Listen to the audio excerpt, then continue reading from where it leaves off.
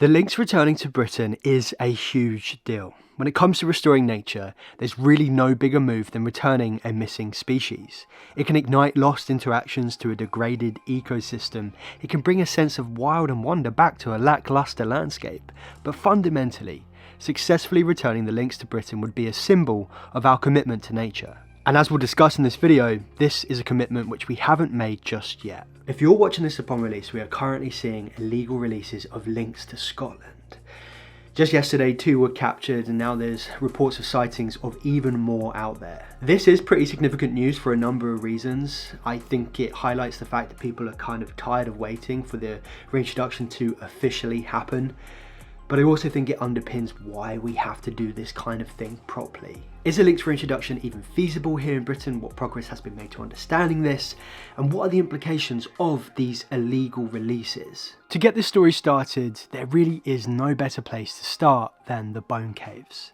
Last year, I travelled up to the north of Scotland, especially to see this amazing place. This is a location which is really significant to Britain's natural history, and it's one I had to see, because within these caves are just the bones of so many different animals, from polar bears to wolves to reindeer and of course lynx. The most likely explanation for the large amount of bones found in the caves is that they were washed into them after the glaciers retreated from the area. The bone caves remind us that Britain was once a much wilder place, and the lynx skull which was found here is one of the few locations across the country which confirms that we had lynx. The reason that lynx disappeared from Britain was down to us, down to humans. A combination of hunting and habitat loss led to the species going extinct. We believe that they went extinct around 1,000 years ago, although being the elusive and secretive creatures that they are, they could have held on until just a few hundred years ago. So if you're unaware of what a lynx actually is and what they look like, they are a predatory cat, much smaller than that of a lion or a tiger, but they're bigger than a domestic cat. They're about the size of a Labrador. But unlike Labradors, they're not going to come running up to you and trying to lick your face. In fact, lynx are very elusive animals. They live in almost total secrecy. You're not going to see them. Lynx avoid people and therefore they are not a threat to humans. Let's get that one in early. They are beautiful rusty greyish fur with dark spots and awesome little ear tufts and short tufty tails. But their legs are long in proportion to the rest of their body, and their paws are big too.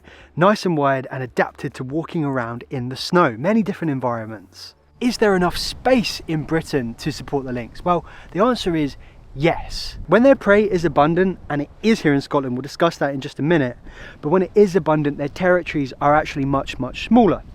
And the other key thing to understand about the lynx is while they do evade people, you're not going to see them, they can actually share the landscape with people. We've seen this in Europe. They are not a creature which just relies upon huge areas of wilderness. And actually here in Scotland, we reckon we can support quite high densities of lynx. So I think it's around 3 per 100 square kilometres. And where would we release them? Well, over the past couple of decades, there's been a lot of research going into this and modelling this. And one area is where I am now, which is the Cairngorms National Park. And when you explore here, you can see why. It's one of our most wild areas here in the UK. The Highlands could support up to 400 lynx, and in the Southern Uplands, around 50. And this was found from a study done back in 2008 by Dr. David Hetherington. He's actually got a brilliant book on this. It's something of a Bible. It's called The Lynx and Us. The most recent work has been led by the Missing Lynx project, highlighting the advantages of multiple release sites, ideally involving around 20 lynx with diverse genetic origins. And what will they eat? Well, it'll likely be roe deer. You see, lynx are roe deer specialists, and throughout Scotland, well, it really is no secret that there is a lot of deer. You see, lynx are more likely to go after roe deer because they are just a little bit smaller than the native red. Lynx are likely to take around 1 roe deer a week, and over the course of the year, say if you had 200 to 300 lynx all taking a deer once a week, it's something like 15,000 deer. And in Scotland, we have something like 300,000 to 400,000 roe deer. So there's more than enough to go around, and that's not even considering red deer, which they probably will take, they'll probably take young of that. And also, we haven't even mentioned the non-native deer, which are fallow and sika. They'll likely take them as well. They'll always favour hunting and living in woodlands because they are ambush predators. They rely on being stealthy and stalky, so they'll want to be in a woodland, whether if it's native or if it's non-native. I don't think they'll mind a great deal as long as there is food in there for for them, they'll be able to live there. And what about the lynx's effect to ecology? Well, let's first have a look at, how they will affect deer numbers and what this will mean for the landscape. It really is no secret that deer have been overgrazing in Scotland for a very long time, and this is affecting the health of and the natural regeneration of forests. Well, I think it's pretty important to say that lynx aren't going to cause like this top-down trophic cascade. Yes, while lynx are a missing species and they are an apex predator, they're just not going to have the same impact as, say, a wolf would. And this is for a couple of reasons. The first is that, lynx, they are ambush predators. They're stealthy, they're stalky, they hunt in forests, whereas a wolf, they course through the landscape, they chase down their prey. If you're a deer, you're going to know about wolves, but you're just not going to know that much about lynx. So you might see some local recovery to certain areas in forests which are struggling to regenerate after the lynx returns, but you're not going to see like a massive widespread trophic cascade. And while I'm saying all this, the truth is that we actually don't know for sure. What we need to do is actually return the lynx, monitor it and understand exactly how they will affect the deer here in Scotland. Hey, look at this, just found a wood ant's nest. You can see them crawling around on there. I'd just like to say a massive thank you to the Leave Curious members. Their recent input and support enables these important stories to be told. And if you're curious about restoring nature, consider becoming a member too, to get an inside look, support and have your say in Leave Curious videos. So that's considering deer here in Scotland, but what about the other animals which are found in Scotland? This comes up a lot when discussing the lynx reintroduction. There's certain animals which we actually want to help here, and we are trying to help and bring back, which are the wildcat and the capercaillie. Now, both of these animals are actually pretty endangered, and they're here in Scotland. I've actually spent a little bit of time trying to find a wildcat. Haven't found it yet. But the thing is that the lynx will be coming in above... Oh, bug in the ear. The lynx will be coming in above... The lynx is going to be coming in above both the wildcat and the capercaillie in the food chain. So I guess the question is the lynx going to hunt them? Well, it would be pretty silly to say that it wouldn't, because, it very likely could. But when we look over to Europe, we can actually see that the lynx benefits these two animals. So where lynx are present, it actually brings down the number of the species which actively hunt the capercaillie. So, foxes and badgers.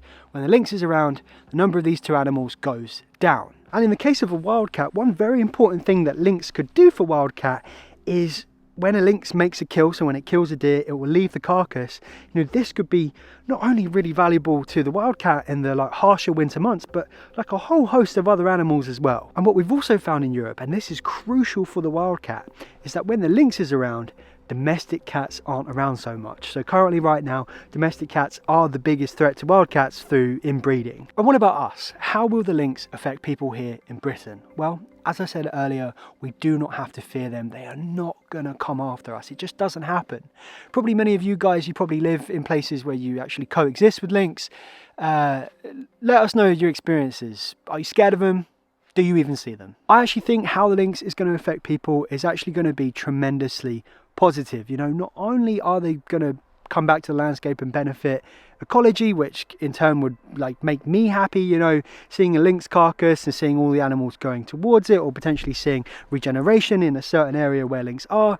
That would be awesome to see. But how about this idea of just sharing the landscape with a beautiful and charismatic animal? How amazing would that be to know that lynx could potentially be in this area? That would be amazing. And how about this one? We all know how good it feels to do the right thing. So how about righting a historical wrong? Humans are the reason why lynx were eradicated from the landscape. How about we put them back? How good would it feel knowing that we've done that? And let's talk about money, because humans, we do love money. It's a massive motivator for us. If the lynx came back to Britain, if it came back to Scotland, it could inject a massive amount of money to rural economies through ecotourism. In the Harz Mountains in Germany, following a lynx reintroduction, they've kind of completely shifted their whole economy, and I think it's something like they see something like an extra 5 to 10 million euros every year because of the lynx. There's probably many more positives which I'm just not going to get into right now, because what I do want to get into is kind of like the real reason why lynx aren't coming back. In the face of all of these great things, the fact that it can work, the fact that it will benefit the landscape and it will benefit us, why isn't it happening? When I asked the Leave Curious members what they wanted to know about this story, Anton asked, what are the possible negative impacts? While I'm obviously pro Lynx reintroduction, and we've discussed a lot of the good that could follow it, the reality is that not all people and industries are ready for the lynx to return. Livestock farmers have the most to lose following a lynx reintroduction, particularly sheep farmers, as lynx can and do kill sheep. Now, looking to Europe actually gives us a brilliant insight into the relationship between lynx, sheep, farmers. We get a really good idea, and in almost all European countries, sheep losses to lynx are basically 0 to a couple hundred a year. Now, there's no standard protocol or standard approaches throughout the whole of Europe, but more often than not, sheep farmers are compensated for their losses and it works fine. But there's one country in Europe where sheep get killed a lot more by lynx, and that place is Norway. Now, the reasons for why there are so many sheep being killed in Norway are actually pretty straightforward. The first one is that sheep in Norway are free roaming and they're able to roam into woodlands. Now, as we understand, lynx are more likely to hunt in woodlands. It's their preferred habitat. So if sheep are drifting into them, well, they're going to get got. And the other contributing factor to why there are a lot more sheep deaths in Norway is because a lot of these sheep deaths are actually unverified and they could be wrongly attributed to lynx. Now, this gets really interesting when you compare Norway to the country which borders it, Sweden. Now, in Sweden, they have significantly more lynx, but they have virtually any sheep losses. And that's because in Sweden, they keep their sheep behind fences and crucially away from forest edges. So if sheep were actually kept in confined spaces, not only would they be killed a lot less by lynx, but this would also help the recovery of the landscape because they won't just be roaming around munching whatever they want. And the other thing to keep in mind is that when lynx's preferred prey, roe deer, is in pretty high densities, they're more likely to take that than they are sheep. And here in Scotland, well, it's going to be higher than anywhere else throughout Europe. And sheep farming is an industry which is on the decline. It is a hard job. A lot of small sheep farmers rely heavily upon government funding just in order to make it viable, in order to make a living.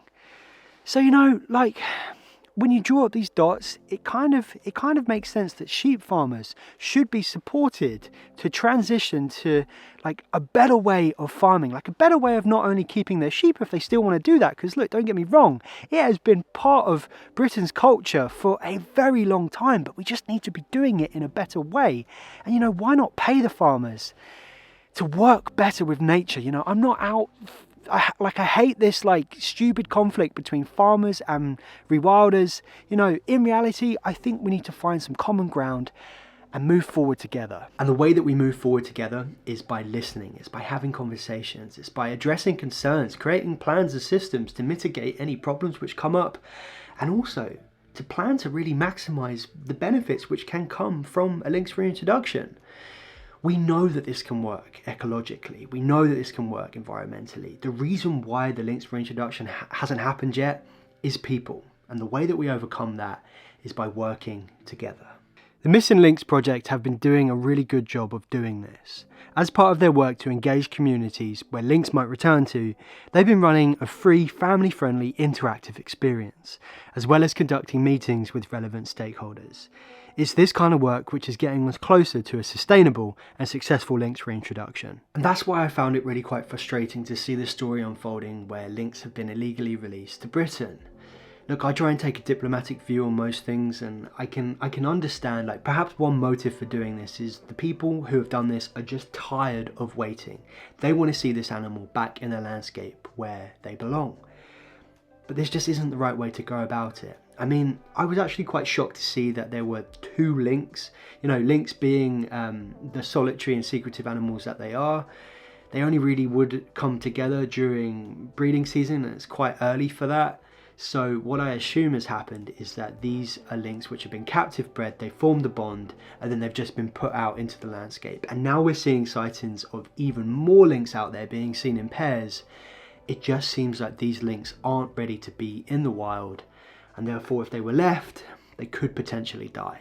And for those groups who are taking the time to get this reintroduction done officially, just dumping a couple of lynx out in the landscape, it seriously undermines all of that hard work. I mean, if you think about it from the perspective of a lot of the work that's going on now is consultations. It's listening to people, it's building trust. And by just throwing a few lynx out there, it completely disregards that. And I also have to think about, like, what does this do to, like, the wider perception, the wider public perception around lynx returning to Britain? You know, I've seen some interesting headlines about, you know, people being scared of lynx, and, you know, as we've said in this video, you know, we really don't have to worry too much about the lynx coming back. Wherever you're from, please let me know your thoughts on this story. And if you've got this far in the video, that hopefully means that you've liked it, so go ahead and like the video and subscribe if you haven't already to stay up to date with Leave Curious. And if you want to get an inside look into what we're doing here and, you know, support and have your say in the videos, then please consider becoming a Leave Curious member. If you want to keep watching the channel, check out the video that's on the screen now. But in the meantime, thanks for watching. Leave Curious.